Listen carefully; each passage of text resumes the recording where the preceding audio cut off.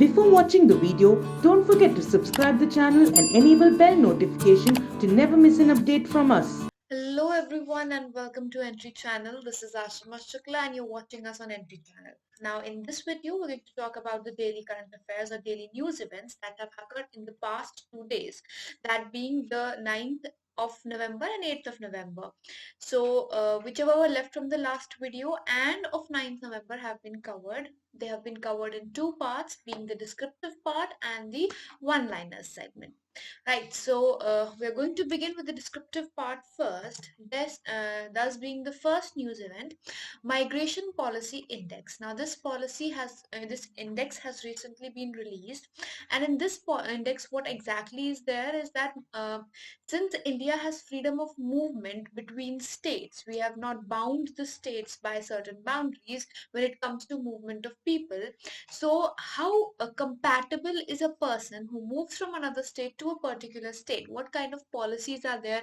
Are there rehabilitation rehabilitation facilities already or not?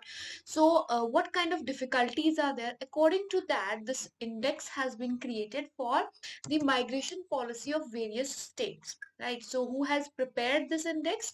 It was prepared by India Migration Now, which is a non-governmental organization or an NGO, and it works towards finding out and had conducted a lot of surveys for that matter, right? So it's a non-profit organization. Now, the name of the index was basically Interstate Migrant Policy Index. Now, what are there in this? So, as it states, Interstate Migrant Policy, that simply indicates that integration of the interstate migrants, how compatible it is, and all those stuffs are measured. The average score of India as a whole when it comes to that is 37 out of 100, being a much lower one. Although we have freedom of movement, but the compatibility of states is one which is differing.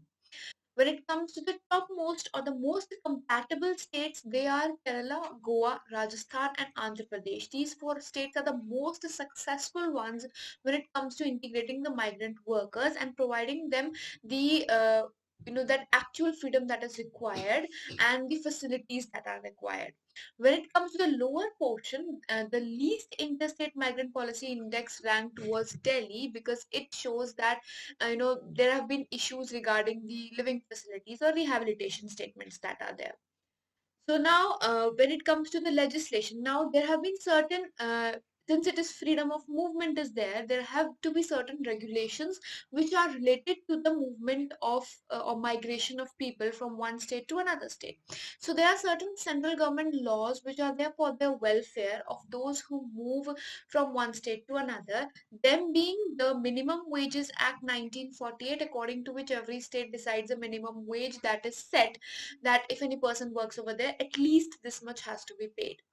Then Interstate Migrant Workmen Regulation and Condition of Service Act 1979, Equal Remuneration Act 1979. That means that locals and the outsiders have not to be differentiated when it comes to work. Building and Other Construction Workers Regulation of Employment and Conditions of Service Act 1996. That is, no differentiation needs to be made when it comes to employment of people from another or lower class people, right? So these are a few laws that you need to know about, and the certain rankings are important. Basically, the one being the lowest or least ranked and the best ranked, and the average score is also equally important. Another thing is Flexi Cap Fund, which has been introduced by SEBI. Securities and Exchange Board of India has launched this Flexi Cap, which is a kind of it's a category in mutual fund basically. So this category has been launched in mutual funds. So after a long time, such anything as such has been done.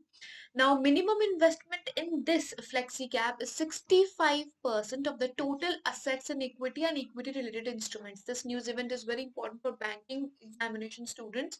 So 65% is necessary, and who is going to regulate that? Since it's a flexi cap, that means unlike mutual funds, you don't have a fixed rate. There can be certain short term ones and long term ones. So dependingly, it can can be made or it can be changed, right? This is the whole purpose behind this Flexi Cap.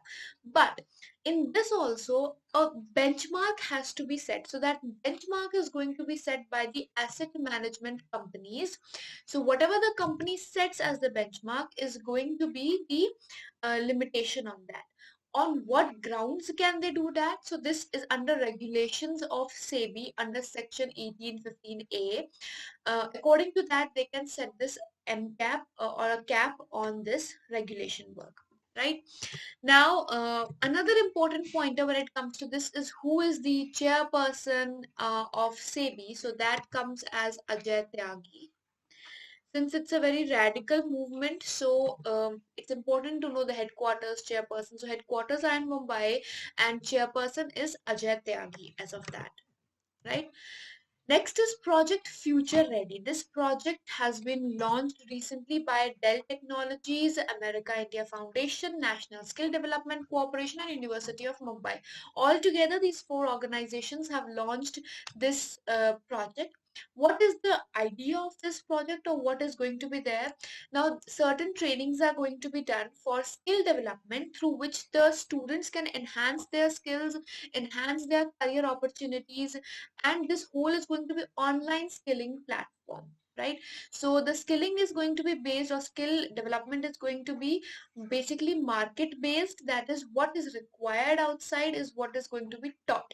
So a few professors are going to be taught or trainers are going to be trained, and then those are going to be running in the universities. Currently, it is going to be Mumbai and Delhi NCR region where these skilling projects, this project is going to take place, and it is going to be done in the universities or colleges, right? Moving ahead, we are going through some one-liners. First being, Indian astronomers have collaborated with 2020 Physics Nobel laureate Professor Andrea Ghez on the 30-meter telescope project, which is going to be installed in Hawaii. Now, first of all, over here, you see the first question of yours, that is, who was the 2020 Physics Nobel Prize winner? So there were three winners, and Andrea Ghez is one of them. She is more important because this uh, 30-meter telescope project is going to run. Next is the location. Where is it going to be installed? It is going to be installed in Hawaii, and it is going to revolutionize, that is, it is going to expand the understanding of the universe, right? Now in this, it is designed for ultraviolet to infrared radiations. The radiations that are going to be observed are ultraviolet to infrared, and infrared also mid-infrared. Right now, this project is in partnership between many countries, them being India, China, Japan, California, and Canada. These are the countries or states which are partnering in the project or which are helping in the development of it. Right now, this was actually going to be built some other place, but India had decided that it should be done in Hawaii because of the people supporting that and the sacred meaning of it, and therefore the role of India has been made in the selection of the venue over here. Right, initially the proposed site was Mauna Kea. Mauna Kea was the initial site where it was going to be done, but now it has been changed. Now a few one-liners. Second one is Nepal President Vidya Devi Bhandari has released a special pictorial anthology on Mahatma Gandhi to mark the 150th birth anniversary of Mahatma Gandhi. The title of this anthology is Meli Bujeko Gandhi, or the Gandhi as I understood. Now the president of Nepal is also important because the chief of army staff was recently designated the position of the general of Nepal army recently, and that was also done by the president of Nepal, and therefore this is important to know who exactly is it. Now, when it comes to this anthology, this is basically understanding of the 2-year long celebrations that have been going on of the 150th anniversary of Mahatma Gandhi, right? So the teachings have been put up. The major thing over here is the language in which it is written. The language of this book is Nepali. This book has been written in Nepali for the youth of Nepal to understand and coincide with the teachings of Mahatma Gandhi, right? Moving ahead, Ethiopian National Defense Force has recently constructed an airstrike against Tigray region as a result of the conflict between Ethiopian government and Tigray People's Liberation Front. Now, in last video we had talked about Armenia and the region of Armenia where the disputes were going on. Now the disputes have arisen in Ethiopia also, where Tigray says that we did not do anything, but Ethiopia says that they started the war, and now there is a national emergency declared in Tigray region. So this is the Tigray region, this is Ethiopian area, and this is the capital of Ethiopia, that is Addis Ababa, right? So the recent development, as per the recent developments, you must know about the Prime Minister of Ethiopia, most importantly, because this Tigray region has started to differentiate from Ethiopia after this Prime Minister took the place in 2018. The Prime Minister as of now is Abiy Ahmed. Abiy Ahmed is the current prime minister, and after he took the oath in 2018 or so, after that these forces, TPLF forces, have started to oppose it because they were not in favor of the president. Right, so there have been certain uprisings that have happened, and now the airstrike happened, and there's an emergency declared in the region. Next, the state government of Punjab has also withdrawn its general consent, which was earlier given to CBI or Central Bureau of Investigation for investigating cases in the state.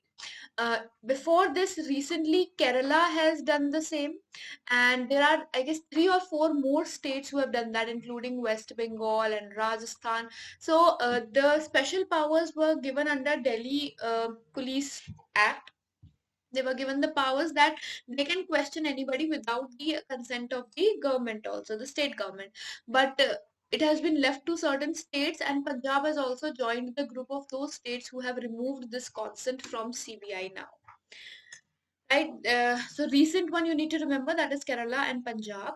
National Green Tribunal has imposed a complete ban on firecrackers in Delhi from November 9 to November 30 in the NCR region as a whole. So in the National Capital Region, NGT has taken this step. Earlier partial ban was there, now it's a complete ban.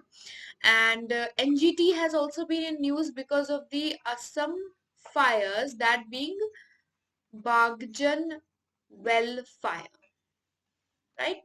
Next, discoms to be mandatorily brought under the Energy Conservation Act 2000 so that the energy regulation can be done, or the overlooking can be done on that how much power is being consumed. Next, BRICS finance ministers and central bank governors meeting was held virtually recently, and India was represented by the finance minister Nirmala Sitharaman.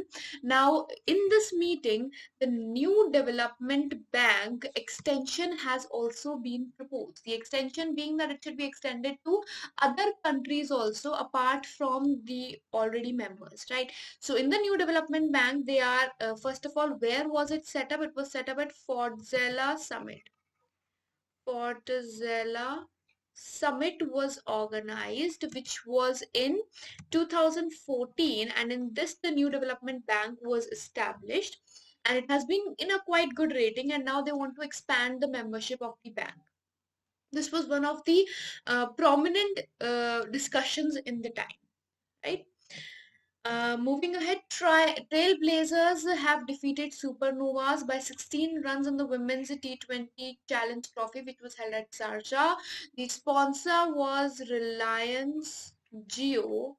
So that also you must know. First of all, for the first time, BCCI had given the right that a company can sponsor only one type of a trophy, that is women's one. Otherwise, it is usually for both men's and women's. So Reliance Jio was the sponsor of Women's T20 Challenge Trophy, and there were 3 teams which were playing, and we had discussed in the past videos. So Trailblazers have won this in Sharjah.